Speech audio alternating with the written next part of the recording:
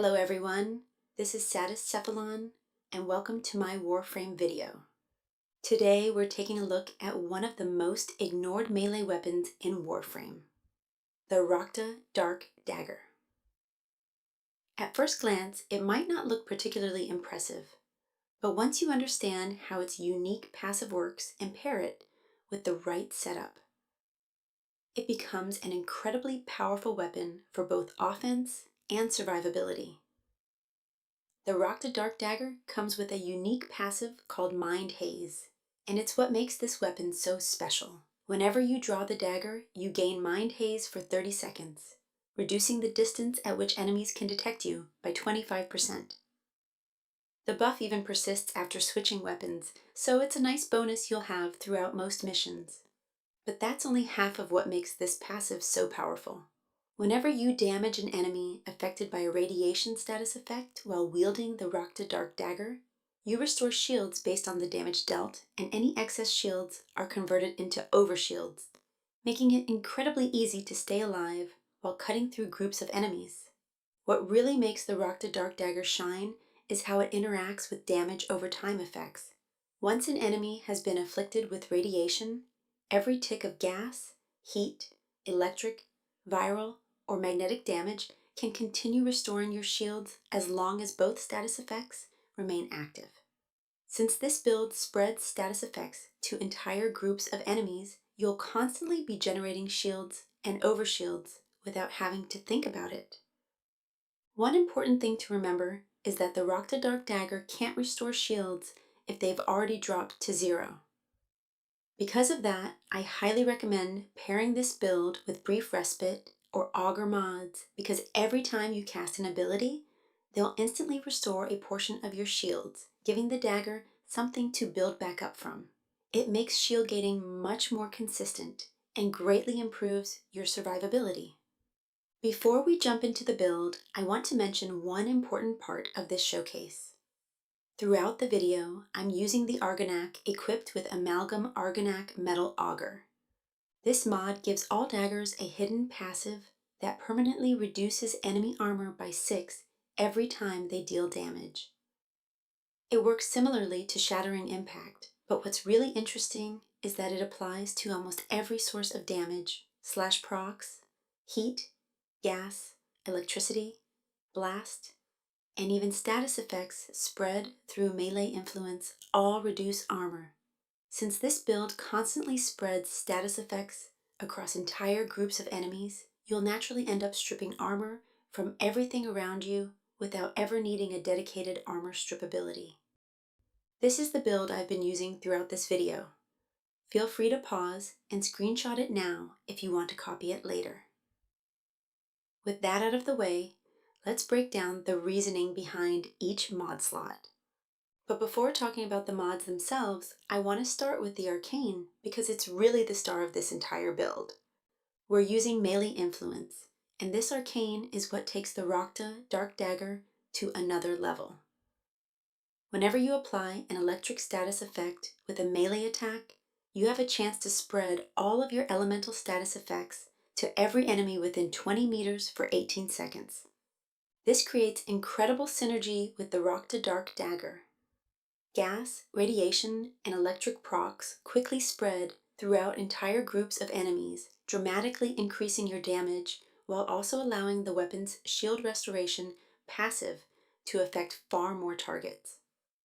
The more enemies affected by radiation, the easier it becomes to constantly generate shields and overshields, making you surprisingly difficult to kill. For the stand, I'm using Pointed Wind. In my opinion, it's the smoothest and strongest dagger stance overall, but if you have another favorite, feel free to use whichever one you're most comfortable with. Next up is Condition Overload, one of the largest damage multipliers in the build. Thanks to the weapon's innate radiation, puncture, and slash, together with gas and electric from our mods, it's very easy to maintain 5 different status effects on enemies. That gives Condition Overload a massive plus 400% melee damage with almost no effort. Primed Fury is our attack speed mod. More attack speed means more hits, more status effects, and of course, more shield generation. It's a simple mod, but an incredibly important one. We're also using Weeping Wounds, which increases our status chance based on combo multiplier. At 12 times combo, it provides a massive plus 440% status chance, allowing us to consistently apply every status effect this build relies on. Next is Primed Reach. Daggers naturally have very limited range, so this mod makes a huge difference to both comfort and overall clear speed. Being able to hit more enemies with every swing also means spreading more status effects through melee influence. For our elemental combination, we're using Virulent Scourge together with Volcanic Edge to create gas. Besides giving us another 120% status chance, gas creates damaging clouds that continuously deal damage over time. Since every tick can restore shields on irradiated enemies, gas becomes one of the strongest elements available for this weapon. We're also using Voltaic Strike to add electric damage. Electric is essential because it's what allows us to activate melee influence, making it one of the core pieces of the entire build. Finally, we have Galvanized Elementalist, which increases both status damage and status chance. Since the vast majority of this build's damage comes from status effects, rather than direct melee hits, this ends up being one of the strongest damage multipliers available.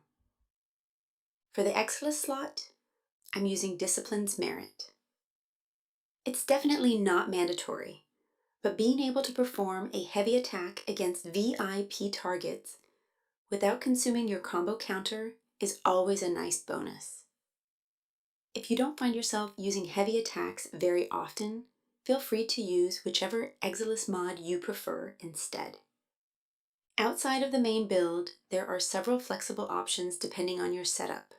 If you're already getting attack speed from sources like Arcane Strike, Volt Speed, Valkyr's Warcry, or Wisp's Haste Mote, you can safely replace Primed Fury. Likewise, if you're receiving electric damage externally through abilities like Volt's Shock with the Augment Shock Trooper, you can also replace Voltaic Strike. Once you've freed up one of those slots, there are a few excellent options you can consider depending on what you want from the build. If you simply want more direct melee damage, Prime Pressure Point is an excellent replacement. If you find your status effects expiring too quickly, Lasting Sting is another great option. It increases the duration of your status effects, helping maintain both your damage and your shield generation for longer. And finally, if you're looking for something a little more unique, give Gleaming Blight a try. Besides increasing your status chance, it periodically triggers the Blight effect, dealing viral damage to nearby enemies, restoring a portion of your energy, and increasing your movement speed. It's a good alternative if you want a little extra utility. If you're lucky enough to have a Riven, the ideal combination is status chance together with Toxin, Heat, or Electric, plus either attack speed, range, or status damage. Status chance is by far the most valuable stat. If your Riven has range, replace Primed Reach, and if it has one of the elemental stats, replace the corresponding elemental mod. Overall, the Rakta Dark Dagger is one of the most unique melee weapons in Warframe. Instead of relying purely on raw damage, it turns your status effects into both offense and defense, constantly spreading damage while generating shields and overshields at the same time. Combined with melee influence and the Arcane synergy, it becomes an incredibly fun weapon that's capable of handling Steel Path while offering an entirely different playstyle from most melee builds. If you've never given the Rakta Dark Dagger a chance before, I definitely recommend trying it out. It might surprise you just how effective this little dagger can be. Thank you for watching. Remember to leave a like if you found this video helpful and subscribe for more Warframe guides. See you in the next one. Tenno.